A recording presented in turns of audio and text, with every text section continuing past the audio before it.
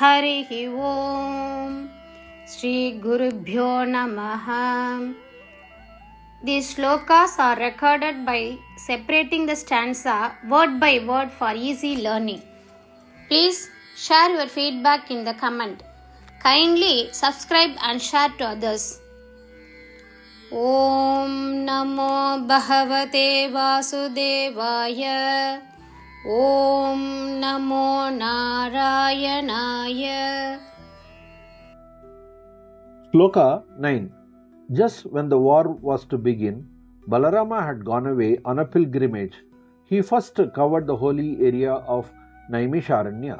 There he killed Suta because Suta did not get up to honor him, and then appointed Suta's son in his place.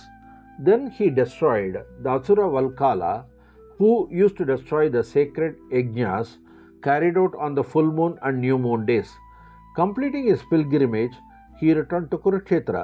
There, when he saw the prolonged fight between Bhima and Duryodhana, he went away to your city of Dwaraka. ஸ்லோகம் 9.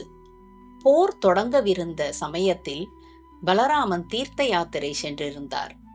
அவர் முதலில் நைமிஷாரண்யம் என்ற புனித பகுதியை சென்றடைந்தார்.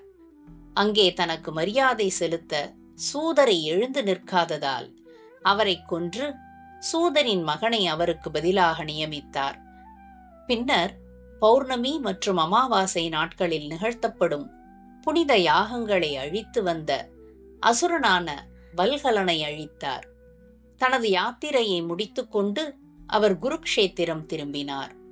அங்கே பீமனுக்கும் துரியோதனனுக்கும் இடையே நீடித்த போரை கண்டபோது உங்கள் நகரமான ദ്വാരകയ്ക്ക് சென்றார்.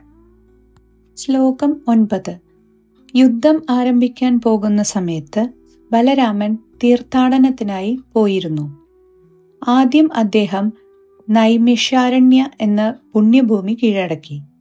അവിടെ സുതൻ എഴുന്നേൽക്കാത്തതിനാൽ അദ്ദേഹം സുതനെ കൊന്ന് തുടർന്ന് സുതന്റെ മകനെ പകരം നിയമിച്ചു. തുടർന്ന് പൗർണമി അമാവാസി ദിവസങ്ങളിൽ നടത്തുന്ന പുണ്യയാഗങ്ങൾ നശിപ്പിക്കാറുണ്ടായിരുന്ന അസുരവാൽക്കനെ അദ്ദേഹം നശിപ്പിച്ചു. തീർത്ഥാടനം പൂർത്തിയാക്കി അദ്ദേഹം കുരുക്ഷേത്രത്തിലേക്ക് മടങ്ങി. അവിടെ ഭീമനും ദുര്യോധനും തമ്മിലുള്ള നീണ്ട യുദ്ധം കണ്ടപ്പോൾ അദ്ദേഹം നിങ്ങളുടെ ദ്വാരിക നഗരത്തിലേക്ക് പോയി. ಶ್ರೀಮನ್ ನಾರಾಯಣೀಯಂ ದಶಕಂ 86 ಶ್ಲೋಕ 9. ಯುದ್ಧ ಆದೌ ತೀರ್ಥಗಾಮಿ. ಯುದ್ಧ ಆದೌ ತೀರ್ಥಗಾಮಿ. ಯುದ್ಧಾದೌ ತೀರ್ಥಗಾಮಿ. ಯುದ್ಧಾದೌ ತೀರ್ಥಗಾಮಿ. ಯುದ್ಧಾದೌ ತೀರ್ಥಗಾಮಿ. ಸ ಖಲು ಹಲಧರಃ. ಸ ಖಲು ಹಲಧರಃ. ಸ ಖಲು ಹಲಧರಃ.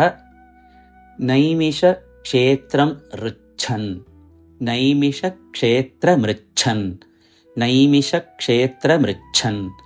ನೈಮಿಷ ಕ್ಷೇತ್ರಮೃಚ್ಛನ್. ಯುದ್ಧಾದೌ ತೀರ್ಥಗಾಮಿ ಸ ಖಲು ಹಲಧರೋ ನೈಮಿಷ ಕ್ಷೇತ್ರಮೃಚ್ಛನ್.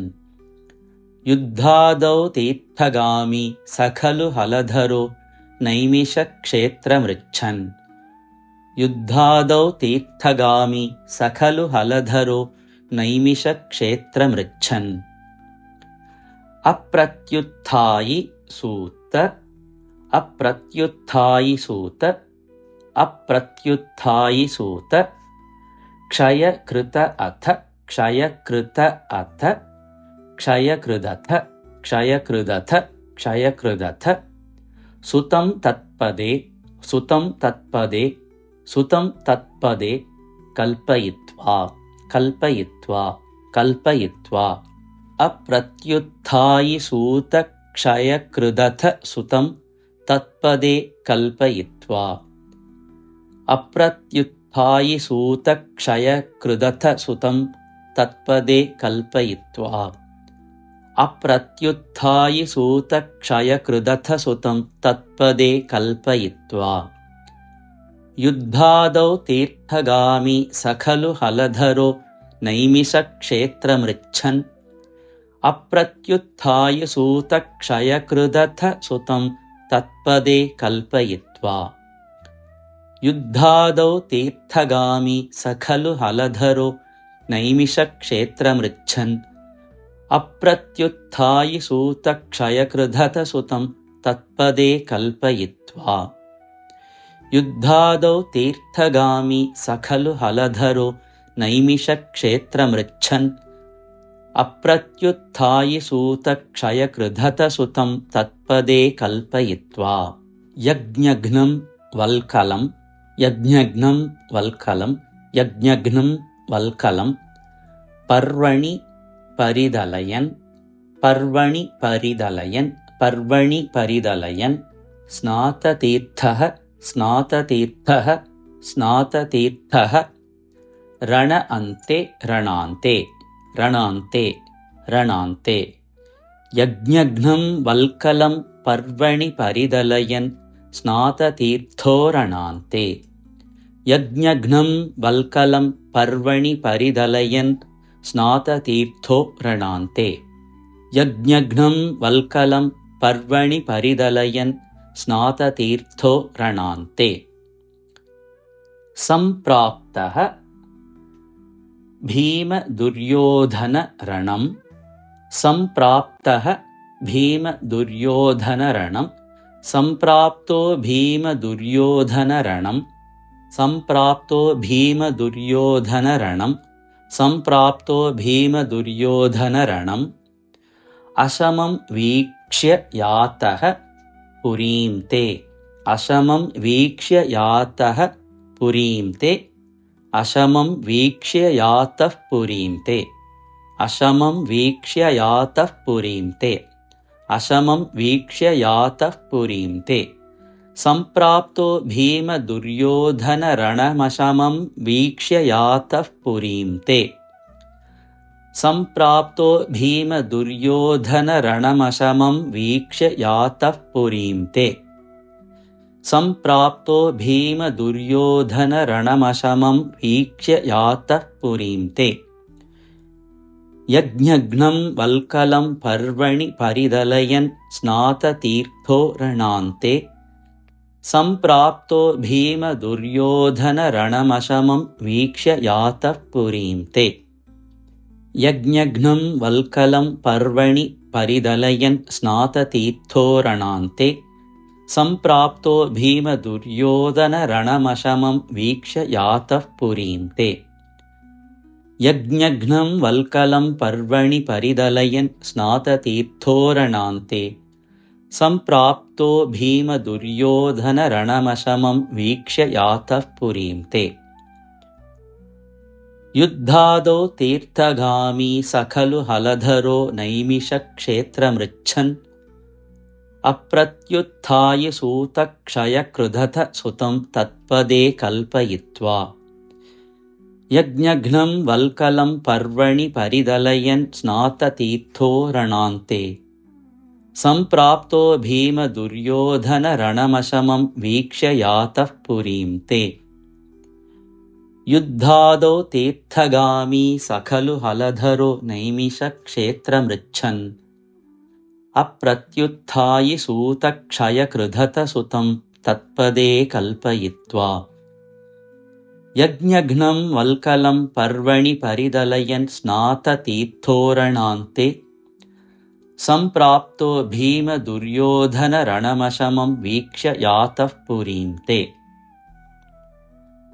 युद्धादौ तीर्थगामी स खलु हलधरो नैमिषक्षेत्रमृच्छन् अप्रत्युत्थायि सूतक्षयकृधतसुतं तत्पदे कल्पयित्वा। यज्ञघ्नं वल्कलं पर्वणि परिदलयन् स्नाततीर्थो रणान्ते सम्प्राप्तो भीमदुर्योधनरणमशमं वीक्ष्य यातः पुरीं ते। युद्धादौ तीर्थगामी स खलु हलधरो नैमिषक्षेत्रमृच्छन् अप्रत्युत्थायि सूतक्षयकृधतसुतं तत्पदे कल्पयित्वा। यज्ञघ्नं वल्कलं पर्वणि परिदलयन् स्नाततीर्थो रणान्ते सम्प्राप्तो भीमदुर्योधनरणमशमं वीक्ष्य यातः पुरीं ते।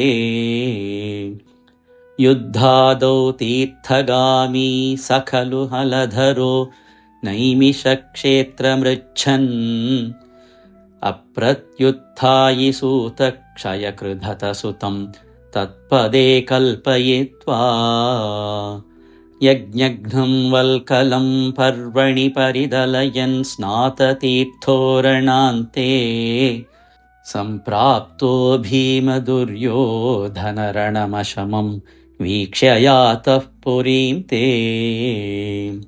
युद्धादौ तीर्थगामी स खलु हलधरो नैमिषक्षेत्रमृच्छन्